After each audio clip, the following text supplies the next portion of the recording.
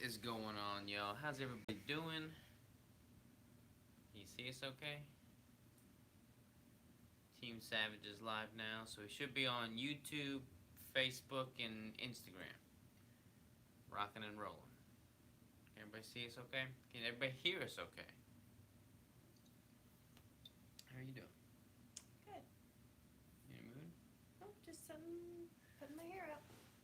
Alright. We are talking about differences in nutrition between male and female to start, and then we'll start fielding questions. So, you want to start with the females? Start with the males or the comparison. Honestly, like I don't do a whole lot of changes between males and females. Honestly, it all depends on what your caloric baseline and metabolic state is, and there are some nuances to protein ratios, fat ratios, etc., etc. But that's going to be highly individualized regardless of what sex you are. However, I will say that females tend to respond better from a hormonal standpoint with a little bit higher fat than males on average. That's what I've found. You want to talk about that a little bit? About what part? What you found just in averaging coaching people? I generally just stick with female clients, but I would honestly say that a lot of the time, what Robert and I do is pretty much the same protocol here. So it's all based off of kind of what Robert has found, what Robert's kind of put together with increasing your calories, getting to a good like surplus, finding your protein threshold, and then adjusting for fat. So yes, there are some things that can be adjusted for female versus male. Men are probably most of the time going to eat a lot more calories, maybe not a lot. They're generally going to eat more calories. They're generally going to have more protein because they're having more calories. But the way that we find the way that we find their macros is going to be done in the same fashion. As far as fitness goes, are we going to talk about fitness in male and female? Yeah, you want to talk about nutrition anymore, or just that? I feel like a lot of people, like there's a lot of assumptions made when it comes to male and female nutrition, and a lot of women in particular think that they shouldn't eat that many calories because the husband or the boyfriend or significant other is eating X amount, and they compare that to them, and they're just like, oh, they're eating 2,500 calories, so I must need to eat 1,500 calories or something like some arbitrary number. And it's really important, no matter what sex you are, male or female, keto or not, to track, get a baseline, figure out what your caloric intake is at maintenance, like what amount you can consume, and then I would recommend figuring out what the upper limit of that and the lower limit of that is. And you'd be surprised. I've got female clients that eat 3,000 plus calories and function very, very well. And if you can titrate calories up to that amount and have a solid protein and fat ratio, well, that would be very, very advantageous. I feel like we would be remiss if we did not talk about carbs as it relates to male and females, because in fact, there's also a lot of confusion around that topic. A lot of women are under the impression that they need carbohydrates to help regulate and balance hormonal fluctuations, to reset things. And I can't speak from experience from a cycle standpoint, but I can certainly speak on what I've noticed in my female clients. But I feel like I should let the female talk first. I don't personally think that there's a benefit. I feel much better. I feel personally more stable when I can just know my limits of I'm gonna eat this much fat, this much protein, and just eliminate my carbs. There's a lot of things that have to do with like seed cycling and things like that that also are kind of incorporated with carb cycling for females, and that can be beneficial for some, as they claim. And I'm not saying that they don't, but some people claim that. I have not done that myself, so I don't claim that, and I don't find that it would be beneficial for myself. But you can do the same thing with carbs as you can with the caloric increase with the ketogenic macros. So to me, it is pointless to add in something to your body that you are trying to eliminate for overall health, and why you would try to increase that one thing that you are trying to eliminate. It just doesn't make sense to me. If you're trying to eliminate it from your diet, you're trying to eliminate it from your body, why would you randomly once put it in your body? That makes zero sense to me for a energy source, for hormonal healing, for anything to do with that. To me, it does not make any sense. I've done a lot of work on trying to work with my hormones and everything, and carbs is not an option for me. I will not do it. Biohacking.chick hit the nail on the head. Hormones get affected by long periods of caloric deficit paired with a lot of working out. At least that's what my experience has been. Mm-hmm. Yeah, so like it also can be other things.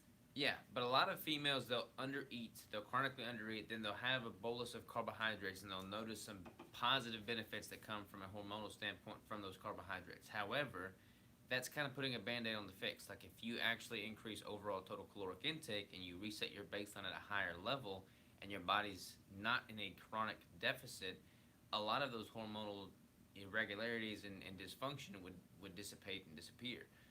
So I would always recommend any female try and prioritize eating enough overall calories and fuel instead of just looking for a quick carb up as a little fix for that issue. So that'd be my little rant there on that topic.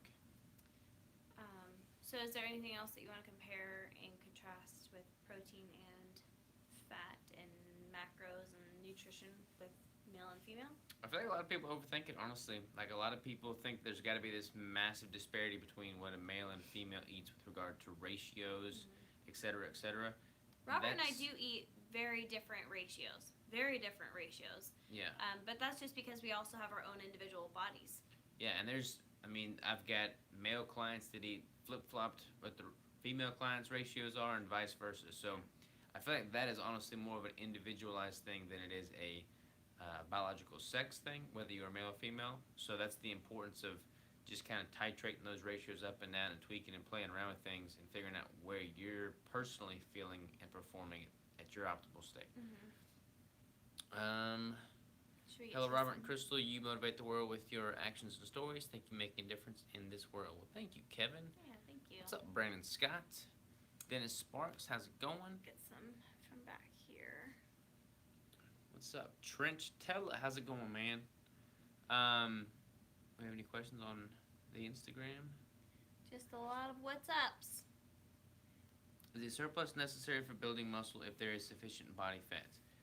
Great question. So there's a lot of different ways I could answer this. If you have a surplus of adipose tissue, so a surplus of body fat, your body can tap into that and use those calories. However, that doesn't necessarily mean you're gonna have a surplus of protein. So I would make sure that you're taking in adequate protein to be able to build muscle tissue with all the amino acids and whatnot that involves. A lot of people are scared of protein on keto, and they, for whatever reason, paint me into this corner of I'm a low protein advocate, which is not necessarily the case. And we talked about this a little bit last time. It totally depends on what your goals are. Like if you're trying to build muscle, you're gonna need more protein if your goal is to just burn body fat, in my opinion. And again, there's some nuance to that as well, depending on what stage in burning body fat you're in. So I would recommend taking in adequate protein, which I don't want to throw around a generic number, but I feel like you can totally build quality lean tissue anywhere from like 0.7 grams of protein per pound of lean mass to, a lot of people go as high as 1.5. Some people even go as high as 2. I don't think you need to go that high. I think you're going to hit an upper threshold there, but just some generic numbers, you could start at 0.7 and titrate up from there. This is a really cool statement. When I did egg fasts, my total cholesterol was super high, but I got my cycle back. Yeah. That is awesome. Yeah, cholesterol is often painted as a bad guy too, but that's not necessarily the case. I mean, you think about cholesterol, that's a precursor to testosterone.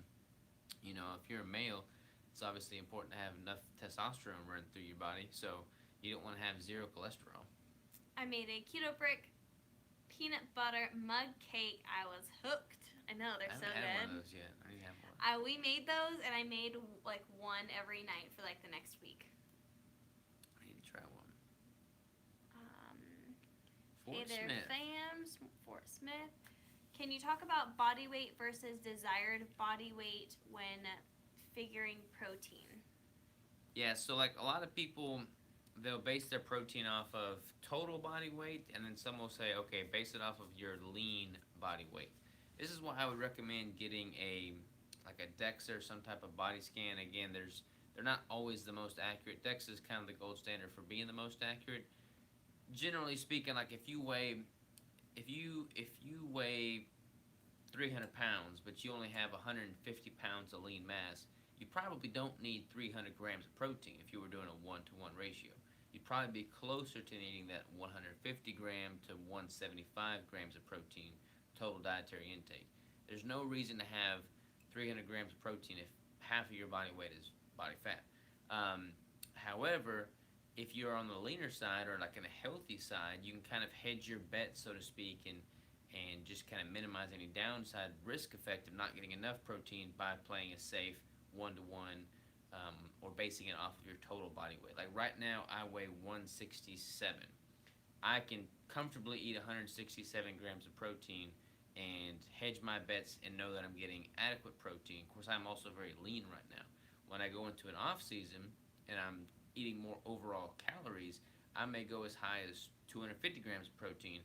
But if I was trying to do more of a maintenance or even just kind of stay leaner, I can keep that probably around like 175 grams and be totally fine. Right. Oh, I just passed one. When getting when getting into keto, should I eat maintenance calories or start at a deficit? I'm 180 pounds, 5'7". Keto is not a low calorie diet. Keto is a lifestyle in which you can both be at a surplus, a maintenance, or a deficit. So if you're just getting started, in my personal opinion, I would just try and start eating keto. Don't make it too difficult on yourself by also feeling starving as well. So start eating keto, start eating clean, high fat with protein diet, and just focus on that for now. And then when you find a really good maintenance or surplus area there, then I would go ahead and try to work with maybe tapering that down very, very slowly. Yes, I concur. I've been on DSK for about 6 weeks now. Body fat went down from 25.6 to 24 even. Nice. Take pictures and measurements. Document that. Good evening. What's up? Hello, hello. Have you worked with many hard gainers, ectomorphs? How much protein fat for a 110-pound hard gainer? So I am technically an ectomorph. I mean, when I started working out, I was 115 pounds, y'all. 115 pounds. That is tiny twig status. And I was able to make it work. And I've been keto for 5 of the 10 years I've been working out, or 6 of the 10 years that I've been working out. So you can definitely do it. You just need to eat more food. I know that you probably heard that a lot, but if you are incredibly lean and you have a hard time gaining mass, then prioritize eating more food and training hard. Make sure you're eating clean food. You don't want to just eat crappy food to get the calories in. So eat clean food, but eat more food. Not a question, but the new bricks are amazing. You guys rock. Well, thank you. Can you blend beef? You could. You can, but I don't think I'd even want to. Yeah. I need to go ahead and just do your online coaching. There is way too much information regarding the keto diet. I can't seem to find where I went wrong. I was at my leanest about a year ago, then followed keto gains macros and up the protein, and I just can't seem to find balance again. So I don't want to say anything bad about the keto gains protocol. I just am going to say that I get a lot of clients from the keto gains protocol, and they have better luck with me and my protocol. That's not too bad, right? No. Yeah, I think that there is. I don't know how their protocol works, but there does tend to be a number of people that come from there that are either under eating or Mostly under eating. Mostly under eating, which causes you to hit a stall, and you don't end up eating. Your metabolism ends up going down.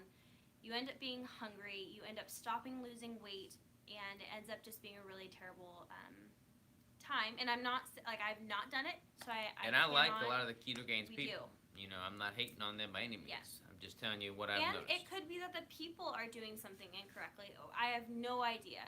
But yeah, sign up for coaching. Which do you think is the bigger contributor to inflammation, body fat, or sugar? I know it seems like the chicken or the egg question, but I'm curious. Sugar.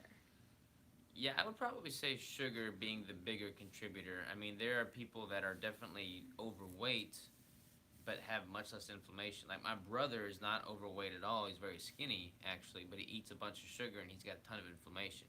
Mm-hmm. So I would probably heavily weight to the inflammation or from the sugar. Mm-hmm. I'm 53, been on keto for 1.5 years, lost 60 pounds. I work out feeling good, but hit a plateau. Do you know what your calories are? I'm just curious on that one. What about the Mediterranean keto, which Thomas DeLauer is talking a lot about it nowadays for building strength and muscle and losing fat? What is Mediterranean keto? I don't even know what that involves. I just say eat keto. Eat keto. Yeah, what is Mediterranean keto? And enjoy your ketogenic lifestyle and don't make it difficult. A lot of people are trying so hard to make it difficult. There's keto, there's keto carnivore, there's apparently Mediterranean keto, there's like 20 different names total now carbs, for the same net thing. carbs, blah blah blah blah blah blah blah, and it's not a wonder why people are so confused or think it's so difficult to change your lifestyle into a healthier whole food keto. What's your opinion on low-fat keto diet of gaining muscle? Low fat keto diet. I don't recommend the low-fat keto diet because then it's not a thing. That's where your energy is coming from. I mean, protein is not a very good substrate for energy. So you're either getting your energy from protein or from fat. I mean, from carbs or from fat.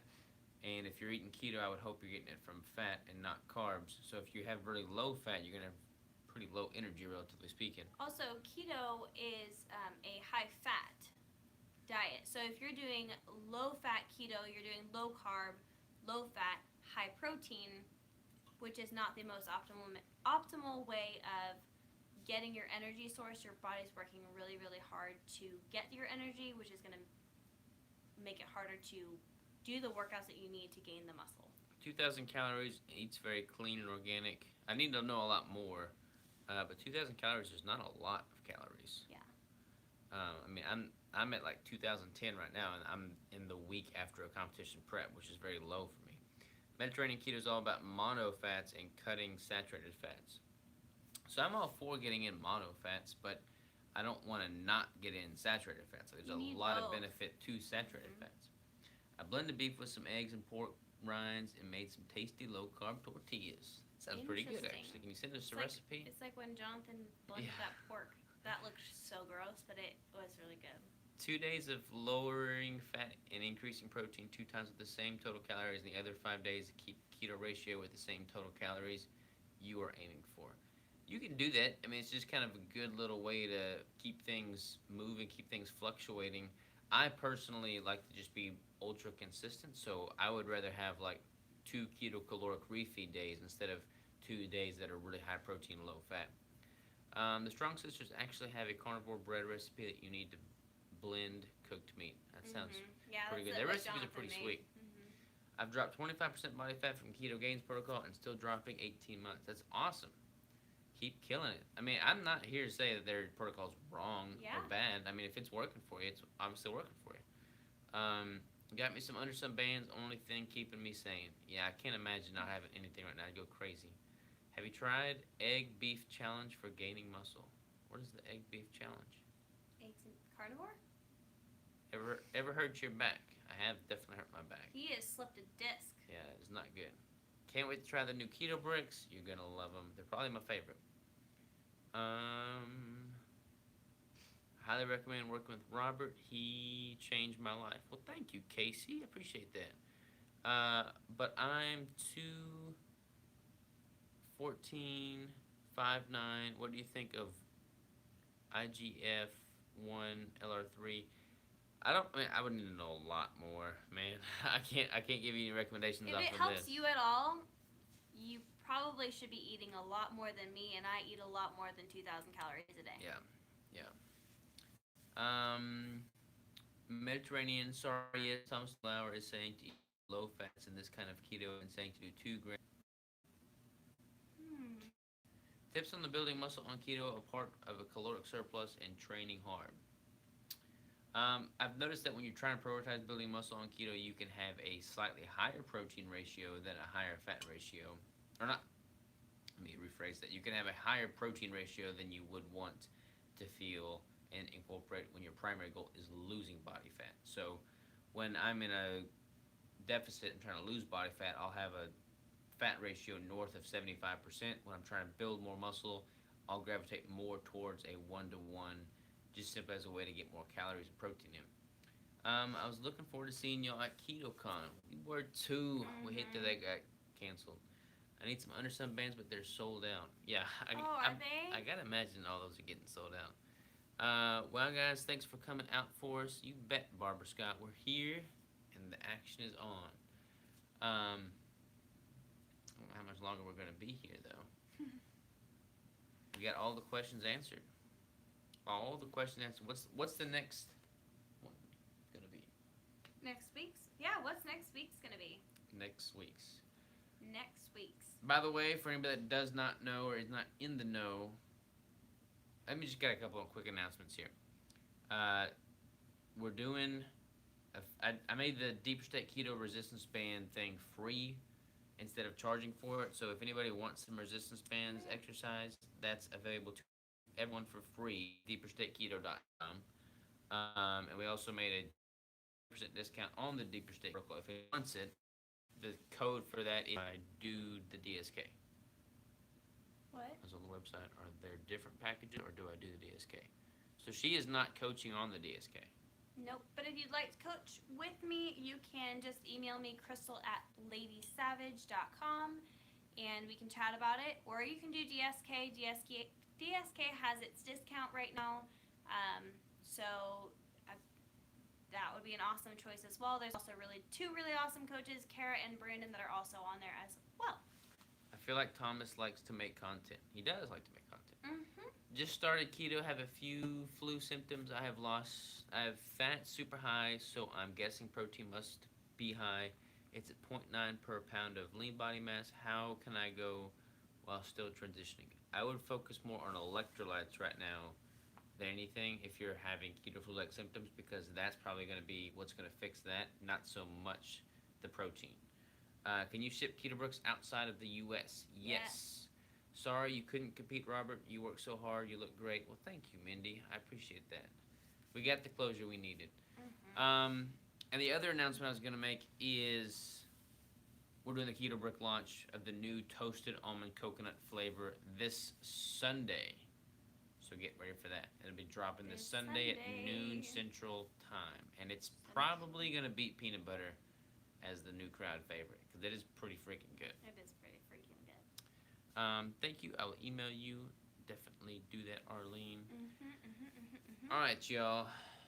I just have to say hi to Jessica Ty. I don't even know if you're still on here or What's not, up, Jessica but Ty? we love Jessica Ty. She is that keto blonde on Instagram, and she's amazing. I love her. How long have you not eaten high glycemic carbs?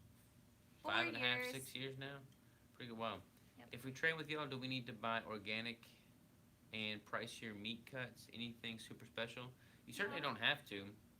There is definitely a benefit to eating the highest quality food you can afford, but don't let that be a limiting factor, and we certainly would not push that on you as a limiting factor. The one thing we do recommend is that you eat mostly whole food. So as long as you have access to just meat or eggs or veggies, things like that, that's going to be your main go-to rather than trying to get like super high price stuff, because Yeah, you don't that's need not your first protein priority. supplements. Like I can't even tell last time I had a protein shake. Yeah. So yeah, keeping it clean, keeping it whole. Clean. All right, y'all. We'll see you next week. You did great on your cut, by the way. Well, thank you. What is the topic for next week? What's the topic for next week? We didn't. Somebody pick a topic for next week. Whoever's the first person to put the topic in wins. Super helpful. That's not it. We need a different topic. Thank you, though. How to help people. What is the topic for next week? Bada bing, bada boom. Lay it on me. What we got? First person to message on either Facebook, YouTube, or Insta. Nobody. Nope. No topics next week. That means we're gonna have to think of one for you guys. Come on, y'all. Where's everybody? We got people on here. Throw in a topic. Everybody's bashful. Corey Anderson, what's up, cuz? Corey Anderson, I heard you moved. I know. Text me, man. Oh. Yeah, I'm gonna text you when we get off of here, and we're gonna have to plan the date. How long For, without like, getting out of keto? Ever away when Like it's- 6 years. I haven't been out of keto in 6 years. I'll Intermittent text you. fasting. Intermittent fasting. That one Oh. came first. Okay. Intermittent fasting and then fat as a lever, which is a good topic as well. So we'll definitely talk about all these. But we'll do intermittent fasting next week, and then fat as a lever after that, if we have time. So, Intermittent fasting. adios. Peace Goodbye, out. everyone.